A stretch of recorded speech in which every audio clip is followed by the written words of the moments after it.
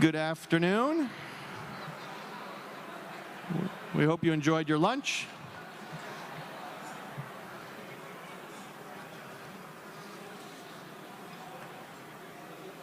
I'd like to just take a couple of minutes on some of our traditional chamber commercials. Once again, I'd like to draw your attention to the flyer on the table and our table hosts and our table sponsors, as well as to the screens where you've seen some of our corporate partners listed. They help make the chamber work, and it's their support that helps us keep our costs down to our members in the community. I'd like to mention that tonight the Noblesville Diversity Coalition is hosting a Black History Month event at the high school in the auditorium from 5:30 to 6:30. And there is a storyteller from Indiana Storytelling Arts that's going to be there, some dancers from the Bethel AME Church, and some students as well that will be sharing their stories and their gifts with the crowd.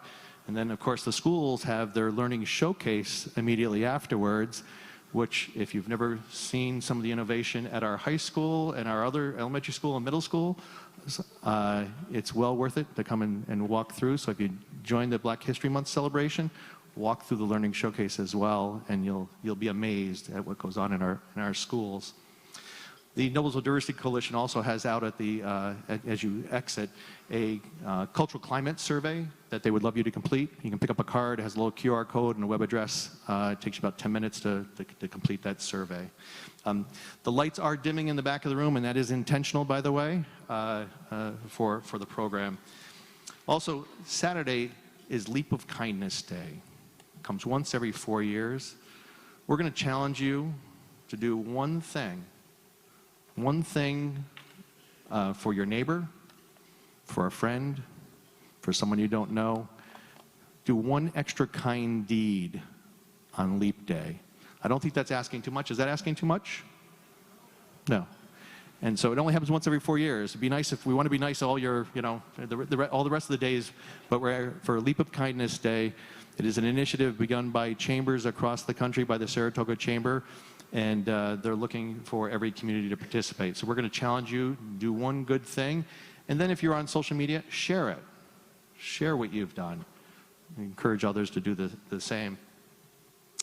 We have a Young Professionals networking lunch tomorrow at Aspen Creek, and we have plenty of space for you. So if you are a young professional, you want to join us for a networking lunch, that is at noon tomorrow. You can see Mary or I or go online and register for that. Legislative breakfast on March 13th. It is a legislative session wrap-up, and you'll get a little bit about what is sitting on either been signed by the governor or sitting on the governor's desk, or what's been assigned to summer study committees. It is also going to be our chance to say thank you to outgoing Speaker Brian Bosma. And then we have our WIN conference, and you'll see flyers on your table. That is May 12th. That is a gathering of generally about 150 women from Noblesville get together for professional and personal development, and we encourage you to join us for the WIN conference. And lastly, Made in Noblesville Taste of Business. On the flip side of the program, there's a flyer.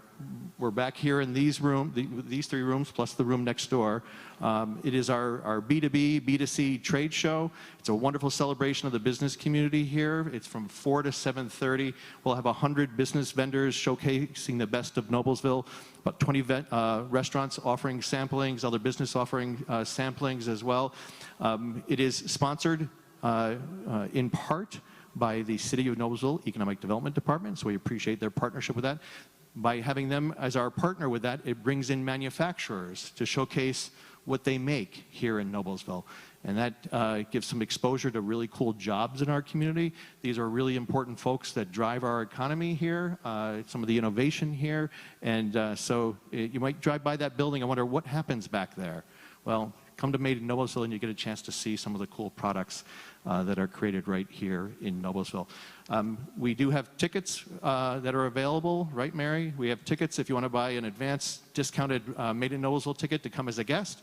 If you want to have a booth, we still have a few more days where you can sign up and have an exhibit booth at that event. So those are your chamber commercials for the day.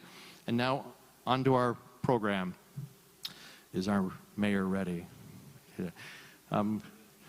I have to say, we've been working with Mayor Jensen really since the day after Election Day to make sure that our chamber is queued up to partner with this city in whatever way is most effective to advance the city of Noblesville, and they've been very gracious to open new doors for us as well, and we appreciate that opportunity to serve the community of Noblesville.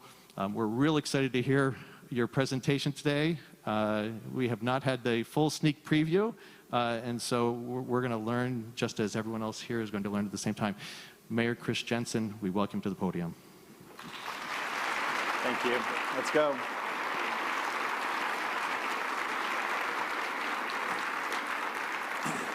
I'm stuck on that one thing of kindness thing we got to do on Saturday. I have 3 small kids at home, and my wife is going to be gone all weekend on a girls' trip, so I'm really trying to think ahead about that kindness thing that I'm going to have to institute. So this is what lunch with 500 of your best friends look like. This is great. Welcome. Thank you so much. It is the honor of a lifetime to stand before you today as your mayor. This is humbling and exciting all at the same time. I have to say thank you to my wonderful wife, Julie Jensen, here down front, our wonderful First Lady, who I told she'd have to do nothing today, and then she had to get on stage and ask you to sit down. So I'll hear about that later. But on behalf of Julie and I want to thank each and every one of you. You have truly embraced our family over the past really several months and several years. This has been a transition for us. As you know, we have small kids, and so oftentimes if you see me in the evening or on the weekends, you have a bonus Jensen with you, whether it be Vivian eating tacos at the back of a Cub Scout meeting in her leotard, or Hank playing with China dogs this weekend as we cut the ribbon at a thrift store, or CJ just continuing to be morbidly unimpressed by his father. I just appreciate all of you giving us grace and kindness and knowing that it is a family affair. When you get one, you get all 5 of us, so thank you. The first mother's here as well, my mom and my brother. Thank you for joining as well.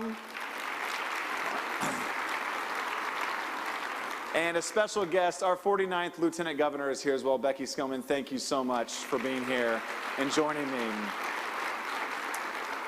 I also want to take a moment to thank Bob and Mary and Tom and Curtis and all those with the Chamber of Commerce for putting on such a large lunch. We have over 50 businesses here today who have never been involved with the Chamber of Commerce. So give yourselves a round of applause. Please come back and join us in future events as well. As we get started, I want to start with a little bit of a theme for our administration. And on day one, really before day one, we sat down with our department heads and I told them about a book I had recently been reading. It's by Mark Batterson. It's called Chase the Lion. And the premise of the story is really, it's a book from the Bible, a story based on a book from the Bible from 2 Samuel. And it's an individual named Benaniah who chases a lion into a chamber and against all odds comes out triumphant against that lion. And I use that as an example with our department heads to challenge them to think about how are they chasing their lion every single day on behalf of the residents of Noblesville. And you can see the subtext of that book is if your dream doesn't scare you, it's too small. And it's something that I think about every single day when I wake up. And I even told our department heads there are some days that the fact that I'm the mayor of my hometown scares me a little bit. But then I look around and I see my friends and I see our department heads and I see all the quality citizens that we have leading this city, and I know it's going to be okay. So I want to thank all of our department heads here today. You're going to see some pictures of them here in a minute. But they are truly great civil servants, people who are willing to put their best foot forward every day on behalf of the city of Noblesville. Speaking of that, you'll see some new faces in the crowd today, and I hope you greet them if you have not met them. Some of our new department heads. We have a new Deputy Mayor, Matt Light. City Attorney, we brought an in-house City Attorney to join the firehouse that is Mike Howard on legal issues facing our city. I guess they thought we needed to double the firehouse in the legal department. That's okay. We're glad to have Lindsay on board. Emily Gaylord, who is super nervous because I'm not hardly using notes nor a podium today, but she's going to be okay. She's down here front. It's going to be all right, Emily. We're fine. We have some hand signals in case it gets dicey, but so far, so good. And Kevin Sears will be helping us run operations in the mayor's office. A group of excellent civil servants. Our city council members are here. If you're a city council member, please stand and be recognized.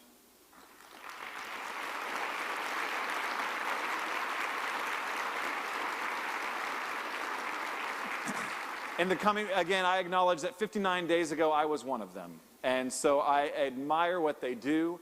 I admire what they stand for. And in the coming months, we're going to ask them to take some great leadership roles within our city. Join us as we push forward on an aggressive agenda of Noblesville's next chapter. So make sure you support them. Make sure you rally around them. They are true partners in progress and partners in policy here in the city of Noblesville. I also want to recognize, I know there's some Fisher City Council members here as well. I appreciate them right back there coming across the border. I know you probably feel great. You're on the other side of 146th Street. Thank you for joining us as well. We really have a great regional partnership here in Hamilton County, and I acknowledge them being here as well. Some other great department heads you'll see scrolling through, most of which are here tonight, this afternoon rather. So make sure you say hello to them as we move our city forward here. Going forward, I want to talk a little bit, if you followed our campaign at all, you know that we focused on 4 key pillars. And someone joked with me the other day and said, oh, are the pillars finally gone? No, the pillars are much alive and well, and we're going to talk about them here a little bit today. And we'll start with one that I am very, very passionate about, infrastructure. I've often said that if Indiana is indeed the crossroads of America, then Hamilton County and Noblesville should be the crossroads of Indiana. So with that in mind, let's talk about infrastructure. On day 6, I had the honor of helping cut the ribbon along with our friends in county government, of which I know County Commissioner Christine Altman is down front here.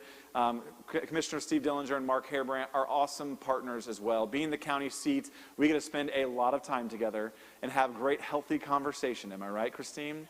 About the future of our county. And this is a great example of that. I served on the council when we allotted funds to build and rehab the new bridge on Logan Street. And this really is more than just a bridge over a body of water in downtown. It really connects the east side of our downtown, which is the historic county square, to the west side, where we have invested millions of dollars and plan to invest millions more in the Federal Hill Commons area. This bridge at night is lit up in a very cool way. I hope you take advantage of going and seeing that in the evening. It's symbolic, and it shows that Noblesville is not only open for commerce by day, but open for commerce and nightlife in the evening as well. So make sure you take advantage of that. As you go south from the Logan Street Bridge, the new Riverwalk Extension extends all the way down along the picturesque White River and connects our residents who live in the southwest quad of our city. It's a great way to make sure that they have full access to our downtown, full walkability and livability in our downtown. And if you haven't taken advantage of looking or taking a stroll along the Riverwalk, please take, when the weather breaks, take some time and get out there and enjoy the scenery along the White River. Noblesville is lucky and fortunate to have great state arteries running through our downtown. With that requires great partnerships with our friends at the Department of Transportation. And we're fortunate to have those relationships. Joe McGinnis is the current commissioner of NDOT. He's a former mayor.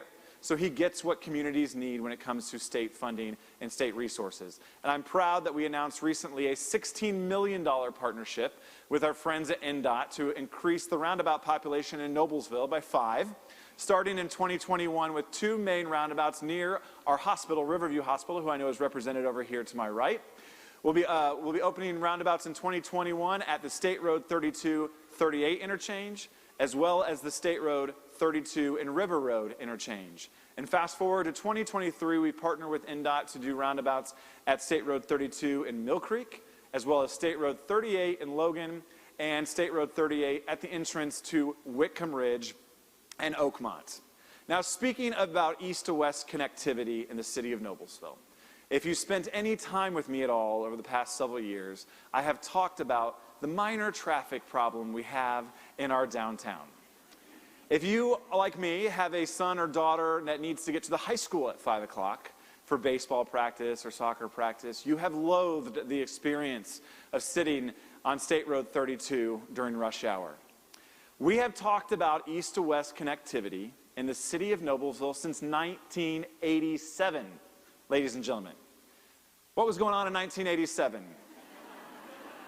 As you see, our population was 17,000 people. Where's Matt Cook, our city court judge? Is he here? There he is in the corner. They put the judge in the corner. He was valedictorian of the high school class of 1987, ladies and gentlemen. There you go, Matt. Al Unser won his 4th Indy 500. Our Lady Millers went to a state championship with the great Chrissy Davis and Courtney Cox, who we lost last year, leading the way, and I want to acknowledge them. All that being said, and your mayor was celebrating his 3rd birthday alongside Big Bird, Snow White, and the 7 Dwarfs, ladies and gentlemen. All that to say that we have talked about east to west traffic in the city of Noblesville for far too long.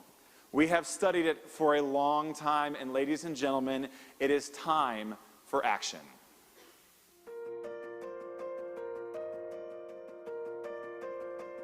Noblesville is my hometown.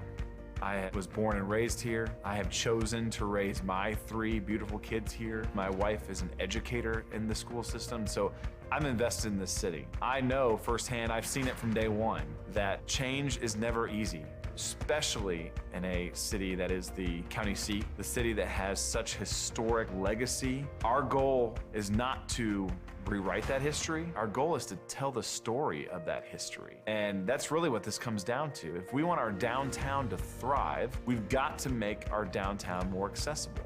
This is a way to enhance our downtown and leave a better historical legacy for future generations past my time here.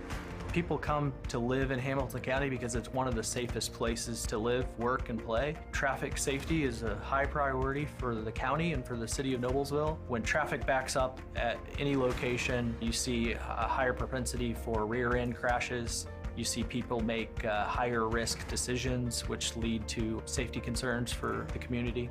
Riverview's had a presence in Noblesville for over 110 years. It's actually been on this location since the early 50s. Access to this hospital is necessary for patients, for emergency vehicles, and at any given time, coming across 32 can be backed up for miles. And the access to here is so important that having an alternative route can help provide easier access, at least, to Riverview. When you think about traffic in Noblesville, we really add to that. We have over 100 buses transporting several thousands of students every day and transporting them to 10 different schools. So traffic can be a challenge in Noblesville. I think Noblesville is a destined location. I think it probably always has been 50 years ago, 100 years ago, being the county seat. But now we have all of the traffic, the increased traffic, especially on Connor Street, which presents a real challenge for people who want to make their way to downtown Noblesville or through downtown Noblesville. I know it's an issue for pedestrians as well as businesses on 32. I think people are driving pretty quickly down there. They don't notice what's going on, and there's definitely been some accidents on that side of the road even as recently as a few weeks ago. With downtown Noblesville growing at the speed that it has been growing, 32 is becoming, let's say, too small. I have several of my patrons calling to let me know they're late for a reservation or asking for directions to come a different route just because of 32 being backed up. Problem is sometimes, with so many options, if it's hard to get to this restaurant, they're just gonna go to a restaurant that's gonna be more accessible to them. So we have talked about east to west connectivity in the city of Noblesville since 1987. And I say that, and people don't believe me, but I've verified it through many different individuals who were involved in those conversations in 1987. So that tells me we had a traffic problem in 1987. Fast forward that, over 30 years to today, that traffic problem hasn't gotten any better. We looked at the problem of getting through Noblesville east and west back in 1980 when I was on the city council. We looked at doing Pleasant Street in segments. Then Chris Jensen came to me and they decided they wanted to try to do it all at once, which we are all for. We have the engineering firm, the bridge design, everything, we're ready to go. The Hamilton County Sheriff's Office is excited for the Pleasant Street expansion because it will help improve the safety of roadway travel in the community. Riverview is very excited for the Pleasant Street extension. Being able to focus on our patients will make the care we provide much easier to access.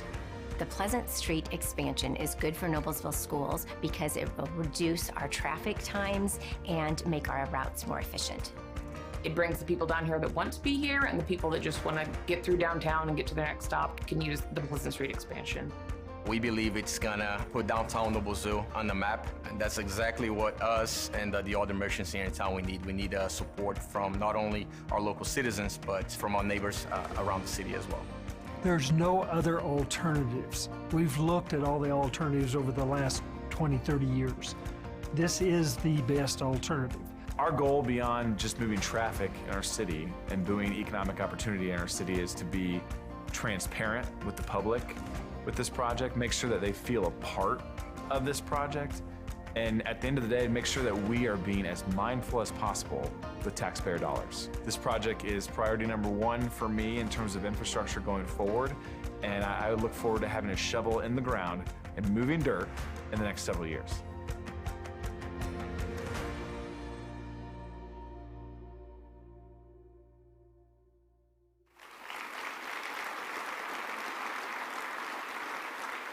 A special thank you to Riverview Hospital and Seth Warren, Beth Niedermeyer and Noblesville Schools, as well as the countless small business owners. Sheriff Dennis Quakenbush, I know, is here as well. Thank you for helping us tell the story, making sure that we understood the why as to why we're pushing forward with this. If we want our downtown to thrive, we have to make sure it's accessible for folks. This is a priority for us. This is long past due, and I'm excited to get to work. Let's talk about Pillar 2, economic development. Last week, if you followed the news, you know how giddy we must have been in the city of Noblesville to announce that Panacea Medical would be locating their North American headquarters right here in Noblesville, Indiana. This is, yes, that's deserving of a round of applause. And before I get too far, I would like to introduce my new friend Raghu and his beautiful wife Anitha Pumanaban. Please stand and be recognized, and their team.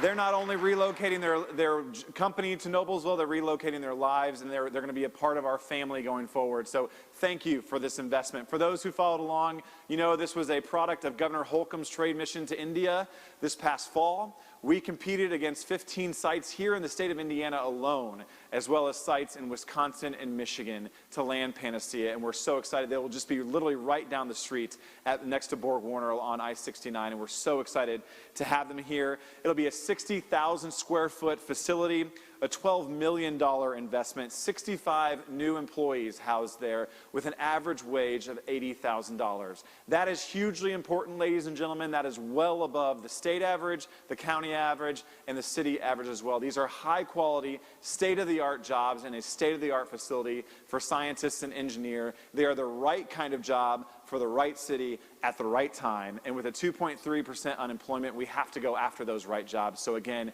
thank you for your investment. Stay tuned for many more going forward. Now let's talk about some more economic development here closer to downtown.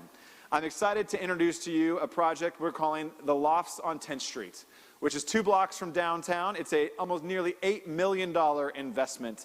We'll add 31,700 square feet of mixed-use redevelopment along 10th Street between Clinton and Wayne Street, and it has 8,000 square feet of commercial and retail space. This being so close to downtown, I couldn't think of better partners to partner with the city of Noblesville than people who I know love Noblesville as much as I do. Darren and Monica Peck, where are you? I know you're back here. Give them a round of applause. Thank you for partnering with us on this.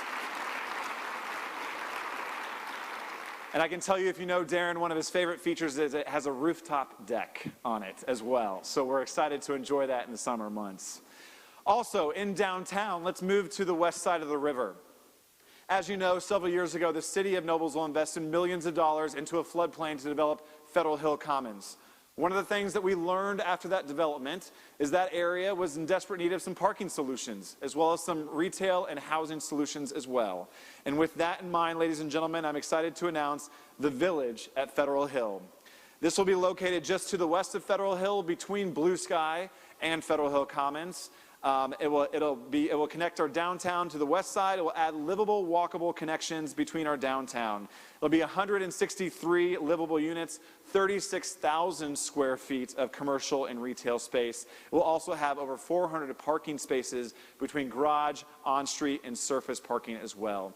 It'll help reduce a blighted area, increase revenue, and use the site more effectively going forward. And I'm excited that Old Town, who's here today as well, will be a partner with us in that. We'll help redevelop and reimagine the west side of the river, making Federal Hill yet an even better commodity for our downtown going forward. Speaking of downtown, let's talk about pillar number 3 in downtown.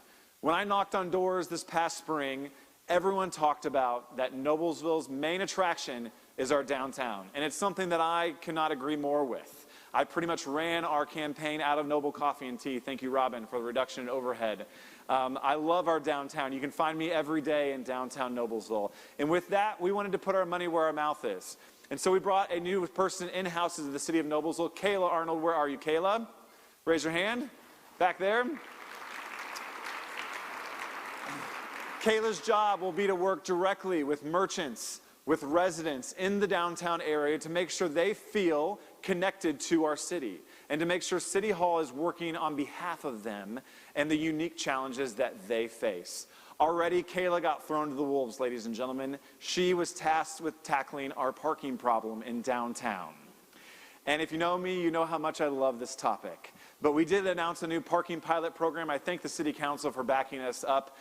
All the merchants who gave feedback in this for the next year will be monitoring this parking pilot program. It ensures that within 500 feet of every business in downtown that there is free parking. And I applaud Kayla because that's no easy task, but I appreciate the effort that she has put into that.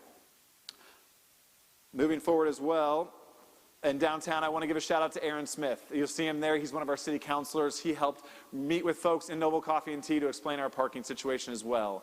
Alley activation. Noblesville has some unique alleys in our downtown on the north, south, and east area of our square. And I appreciate the city council for allotting an additional $50,000 to go to alley activation. The city economic development department is putting in an additional $80,000 to rehab the north, south, and east alley, to add gateway signage, entryway signage, and landscaping in the alleys to make it more of a livable, walkable space in our downtown. Let's talk about recreation a little bit. Seminary Park, one of our city's oldest, most historic parks, right in the heart of downtown. And I am pleased to announce that we've invested almost $500,000 in the past year to rehab Seminary Park. It has a new gazebo, new landscaping, new lighting. I hope you spend time in the wintertime at the lights over Seminary in Seminary Park. It's a great attraction in our urban core, and I appreciate the investment the City Council and others have stepped forward to help us invest in Seminary Park. Now I'm going to shock you with the next section, because I never in a million years, over the past several years, thought I would ever use the word train in my first ever State of the City speech.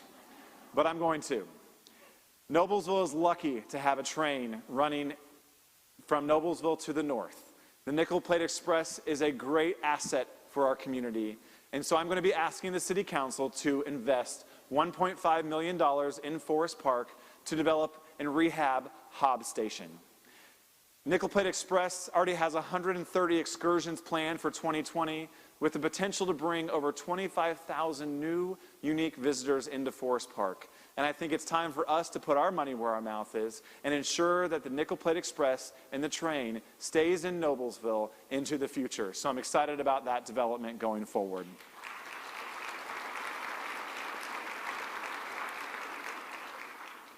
Finally, public health and safety. There's no bigger job for any mayor or city leader or really any company leader than the public health and safety of our community. And with that, we put our money where our mouth is on January 1st and hired a gentleman named Chad Connect to serve as our city's first ever public safety director. The first of its kind in Hamilton County. Chad's job is large. He has to coordinate all the efforts not only of our police and fire department inside City Hall, but with the countless nonprofit and private sector partners that we have all over the city who are committed to bettering the lives of Noblesville residents every single day. And with that in mind, I'm excited to announce the introduction of the Noblesville Paramedicine Program.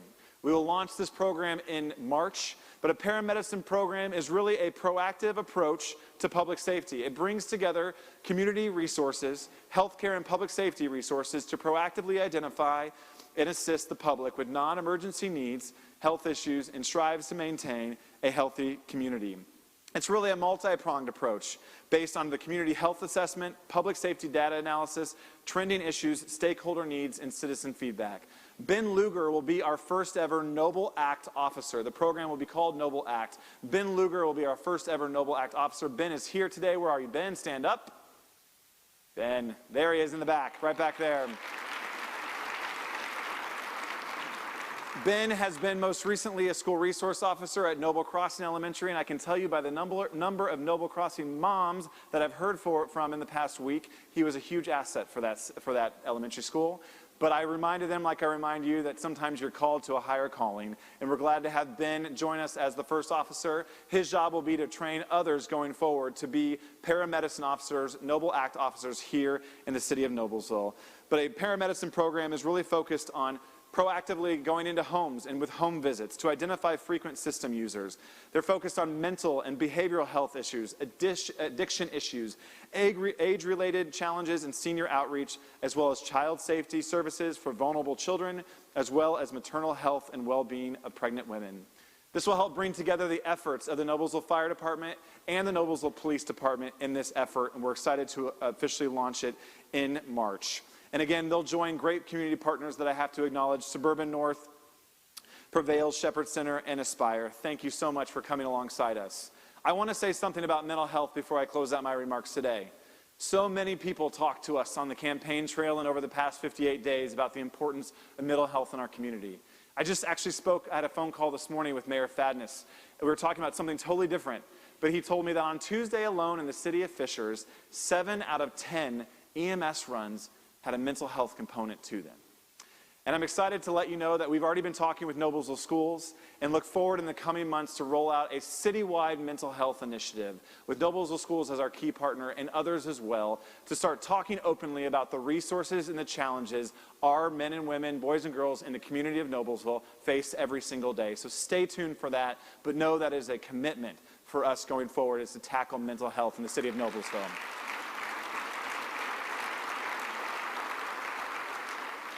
And finally, I'll leave you with this.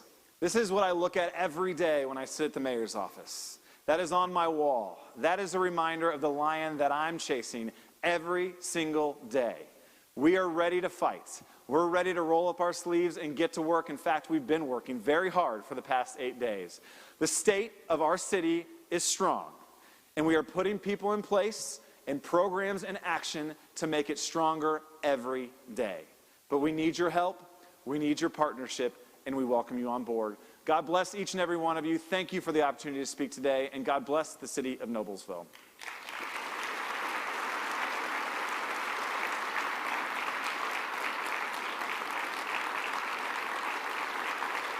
Thank you. Thank you.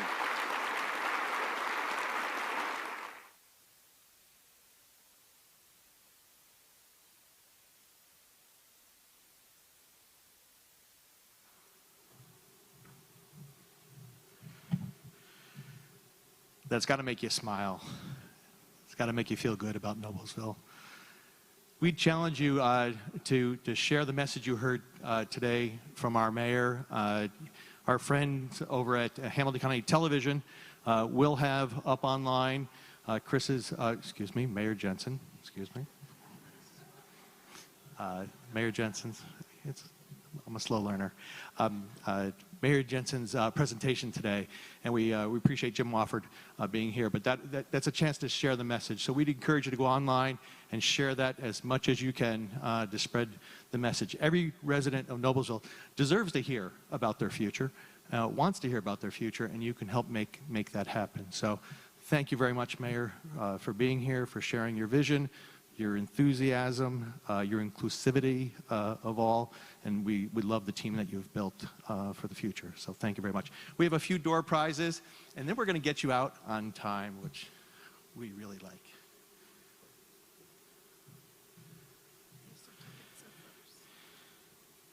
Okay, we have some tickets to the Pacers, 3 tickets to the Pacers on March 23rd, courtesy of our friends over at Nova 29.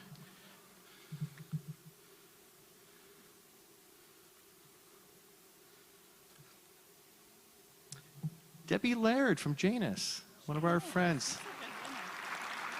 Congratulations. It's just good karma, see? She does wonderful things for the community, and the community rewards her back. Our friend Jeff Zeckel from Zeck's Barbecue has a spring package dinner for 8.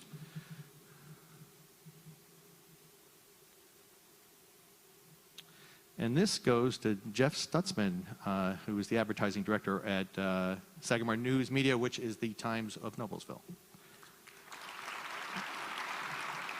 And lastly, our friends at the library who have a table outside. They are not only our landlords, but they have a summer reading program that they'd love for you to learn more about. They have this wonderful little bag from Land's End.